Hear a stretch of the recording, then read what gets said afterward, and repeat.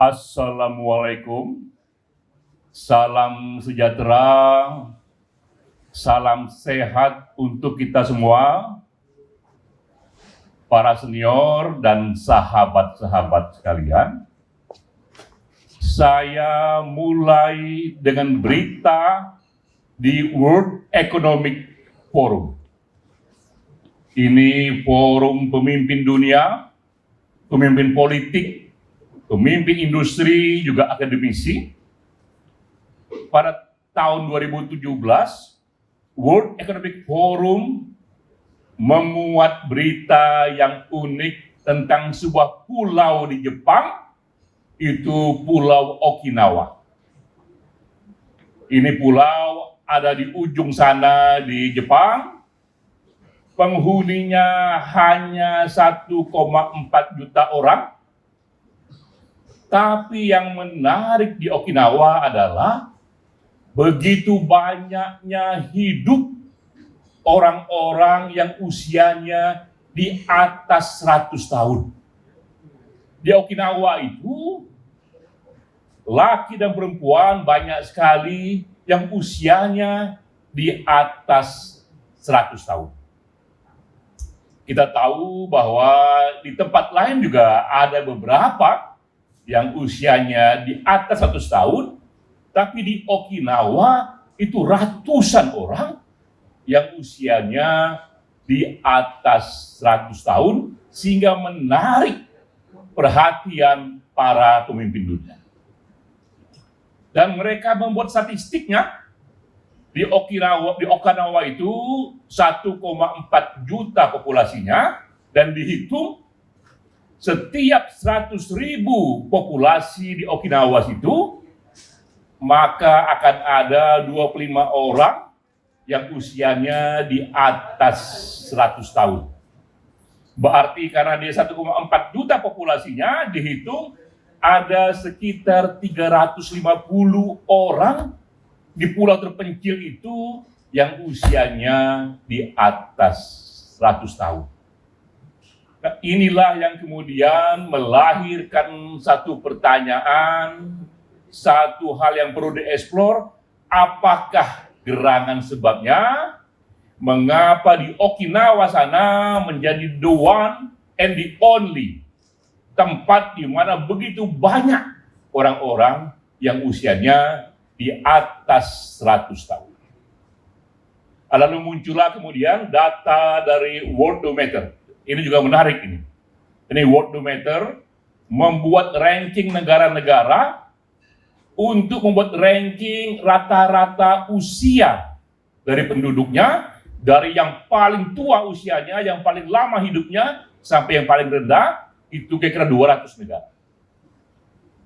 Nah, kita baru tahu bahwa di tahun 2021 ini, rata-rata usia manusia sekarang ini sudah naik menjadi 73 tahun. Jadi itu rata-rata umur manusia sekarang, gabungan di seluruh dunia, dari yang paling tua, paling lama, sampai yang balita pun sudah wafat. Di rata-rata ternyata usia populasi dunia rata-ratanya 73 tahun. Karena itu jika kita atau kakak kita atau ibu bapak kita usianya sudah di atas 73 tahun, itu adalah bonus dari alam semesta karena ia di atas rata-rata dunia. Data yang sama menunjukkan di Indonesia rata-ratanya 72 tahun. Juga sudah menaik itu.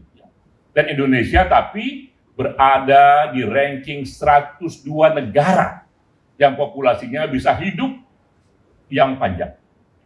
Nah, kembali negara yang pertama yang paling panjang usianya itu negara Jepang. Diikuti oleh Hong Kong. Di Jepang itu rata-rata umur manusia 85 tahun. Itu usia yang dianggap sekarang ini paling panjang dalam sejarah untuk rata-ratanya. Tapi di Okinawa itu bisa banyak sekali orang berusia di atas 100 tahun. Lalu dipertanyakan, di riset, apakah gerangan sebabnya? Karena pastilah usia yang panjang, jika hanya terjadi pada 1-2 orang, itu bisa dianggap sebagai satu lotre atau arisan alam semesta, kebetulan. Tapi jika di satu komunitas banyak sekali umur panjang, pastilah dalam masyarakat itu ada satu habit, tradisi yang menyebabkan itu. Pastilah ini tidak hanya disebabkan oleh 1 dan 2 perbuatan. Ini pastilah ada habit, ada tradisi, ada kebiasaan yang diulang-ulang yang sudah berlaku panjang pada publik di sana. Nah, mereka pun merumuskan habit ini pastilah juga bersumber pada satu filosofi of life yang disebut Ikigai.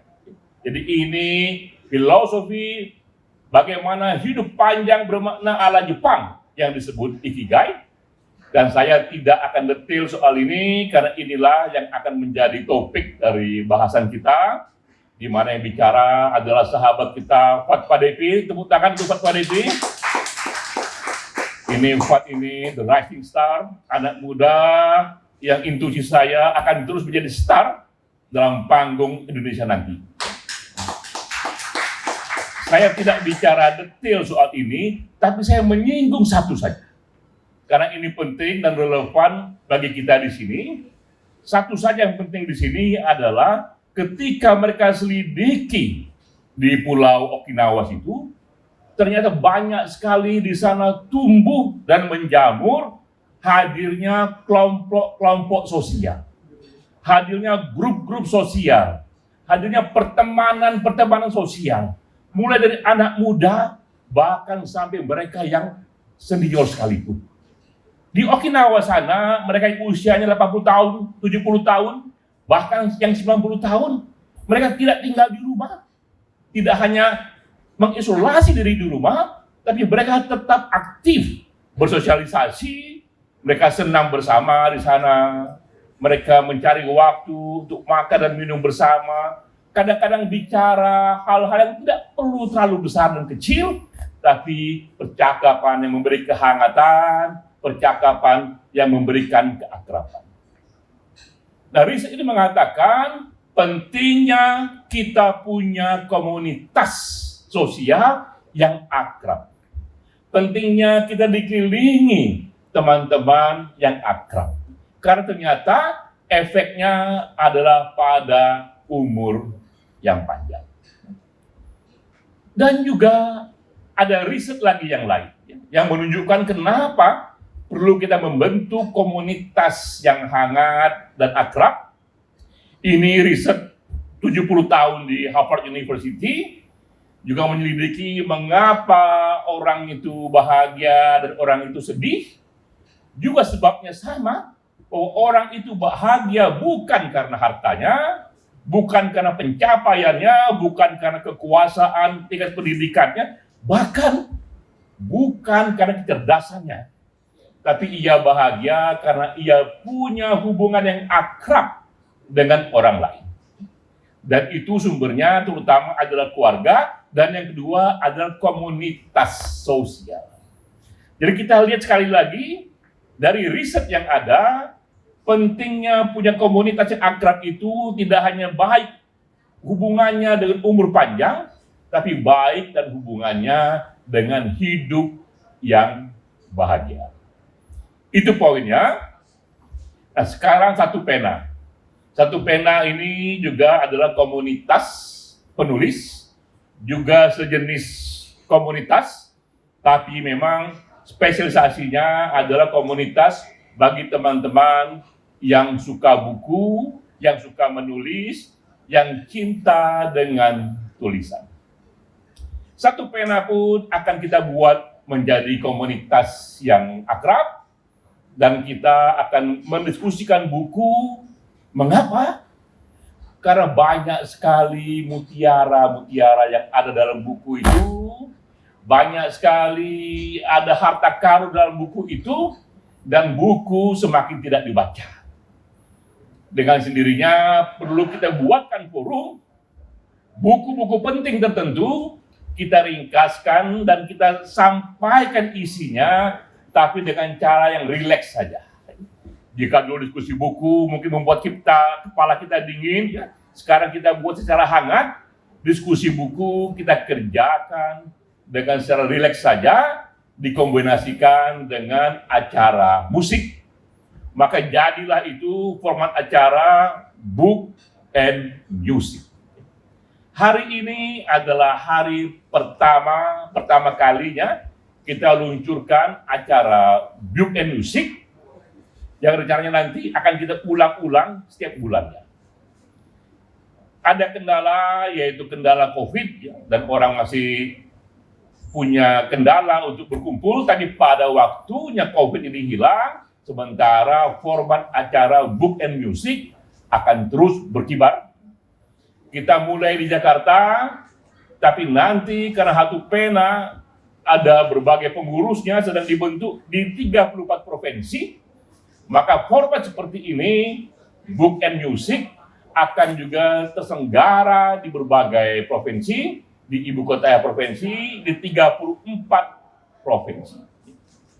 Sekali lagi, apa yang kita harap dari sana, sepulang dari sini, itulah yang kita harapkan, bahwa kita pulang membawa pengetahuan dari buku-buku penting, tapi juga kita rileks karena kita juga menghayati, mengalami live music di sini, dan juga kita akan coba menghayati line dance di sini. Kenapa kita kombinasikan seperti ini? Karena seringkali dan sering saya katakan juga di sini bahwa kreativitas itu justru lahir bukan dari kepala yang sangat berat berpikir yang bekerja, tapi dia lahir ketika pikiran santai. Karena itulah musik, line dance, live music itu bagian untuk merilekskan pikiran kita. Jadi inilah penjelasan singkat mengenai mengapa kita luncurkan acara Book and Music ini. Karena sekali lagi kita berikhtiar inginkan hidup yang sehat, hidup yang bermakna, dan hidup yang panjang. Wassalamualaikum warahmatullahi wabarakatuh.